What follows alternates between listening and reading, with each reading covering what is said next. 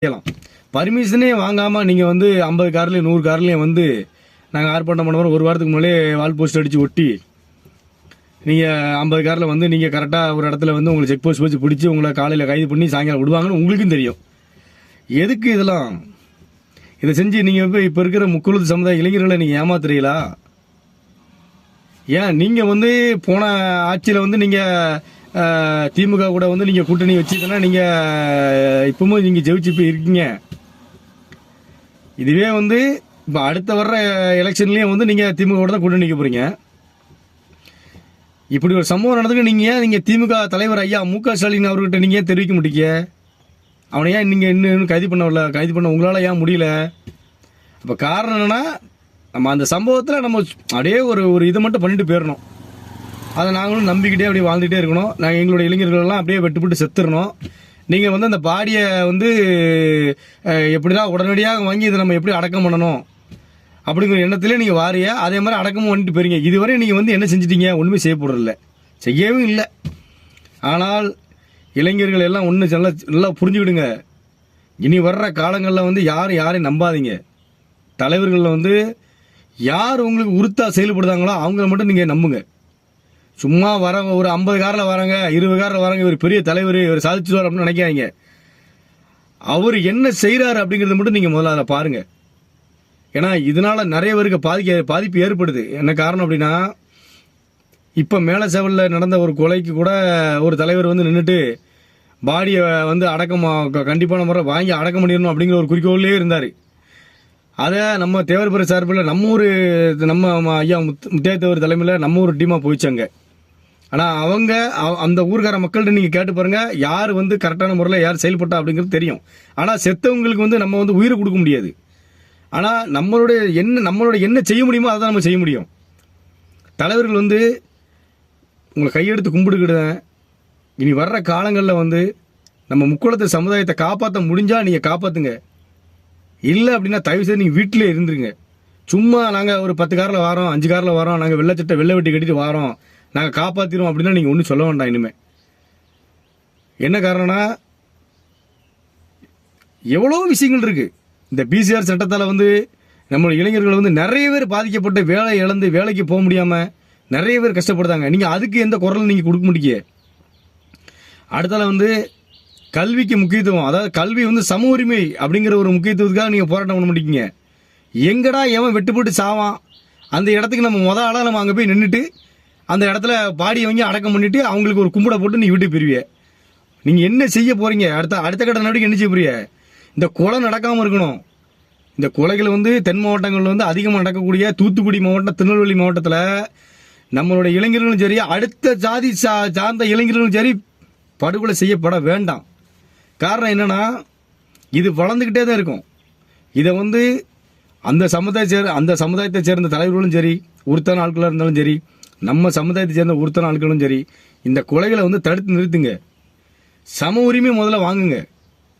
அடுத்த எலெக்ஷனுக்கு எங்கடா பெட்டி கொடுப்பான், பணம் கொடுப்பான், நம்ம எங்கே போய் கூட்டணி வைக்கலாம் அப்படின்னு சொல்லி நீங்கள் உங்களுடைய எண்ணத்தை வந்து நீங்கள் முதல்ல மாற்றுங்க. அந்த எண்ணம் இருந்துச்சு அப்படின்னாலே நம்ம சமுதாயம் ஒரு காலம் முன்னேறாது.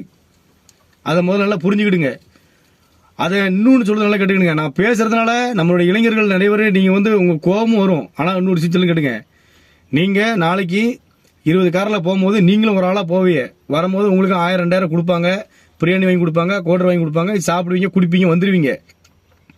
நாளைக்கு இதுவே இன்னொரு 10 வருடமோ 5 வருடம் கழிச்சோ நம்மளுடைய இளைஞர் உங்களுக்கு கல்யாணம் முடிஞ்சு நாளைக்கு உங்கள் பிள்ளை குட்டியாக இருந்தாலும் சரி, உங்களுடைய நாளைக்கு ஒரு 30 வருஷம் கழிச்சு உங்கள் பேர பிள்ளைகளாக இருந்தாலும் சரி, நீங்கள் பார்க்க தான் போகிறீங்க.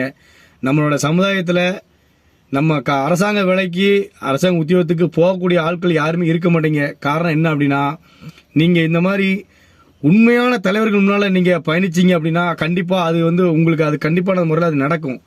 நீங்கள் இந்த கோட்டருக்கும் பிரியாணிக்கும் 1000 2000 பணத்துக்கும் நல்ல சொகுசு காருக்கும் நீங்கள் பயணிச்சிங்கன்னா ஒரு காலமும் நீங்கள் முன்னேற போகிறது கிடையாது. அதே மாதிரி உறுத்தான நம்மளுடைய சமுதாயத்தை சேர்ந்த தலைவர்களும் இருக்காங்க. ஆனால் அவர்கள் வந்து நம்ம இப்போ வந்து செயல்படணும் அப்படின்னு நினச்சாலும் இப்போ இருக்கக்கூடிய தலைவர்கள் வந்து அவர்கள் வந்து செயல்படுத்த முடியாமல் அவங்களுக்கு மீண்டும் மீண்டும் காவல்துறை அழுத்தத்தை கொடுத்து அவங்கள உள்ள தள்ளி அவங்களுடைய வாழ்க்கையை அவங்களுடைய நமக்கு சமுதாய பணி செய்ய விடாமே அவங்கள உள்ள அமைத்தி உள்ள வச்சிருந்தாங்க. இதை எல்லாருமே வந்து நம்ம சமுதாயத்தை சேர்ந்த இளைஞர்கள் வந்து கண்டிப்பான முறையில் இதை வந்து நீங்கள் இதை வந்து நீங்கள் நல்லா மெயினில் ஏற்றிக்கிடுங்க. இனி வர்ற காலங்களில் வந்து நல்லா செயல்படக்கூடிய தலைவர்கள் முன்னால் பயணிங்க. பணக்காரனாக இருக்காங்க, ஒரு கட்சி பெரிய கட்சி அப்படிங்கிறத நீங்கள் பயணிக்க வேண்டாம். பயணிச்சிங்க அப்படின்னா கண்டிப்பான முறையில் உங்களுக்கு அடுத்த வரக்கூடிய உங்களுடைய சன்னதிகளை வந்து பாதிக்கப்படும். அது நீங்கள் நேரில் நீங்கள் பார்ப்பீங்க. அது எந்த ஒரு மாற்று கருத்தும் கிடையாது. வருகின்ற 2026 எலெக்ஷனுக்காக இப்போ தலைவர்கள் எல்லாம் முண்டி அடிச்சுக்கிட்டு வருவாங்க. எங்கடா பாடி விழுது, எவன்டா சாவுதான் நம்ம சமுதாயத்தை சேர்ந்தவன் அப்படின்னு முண்டி அடிச்சுட்டு ஓடி வருவாங்க. ஏன்னா இதுக்கு முன்னாடி 4 வருஷத்துக்கு முன்னால அப்படி வர வேண்டியதானே. எங்கெங்க என்னென்ன பிரச்சனையோ நடந்துச்சு அங்கே வந்து நிற்க வேண்டியதானே.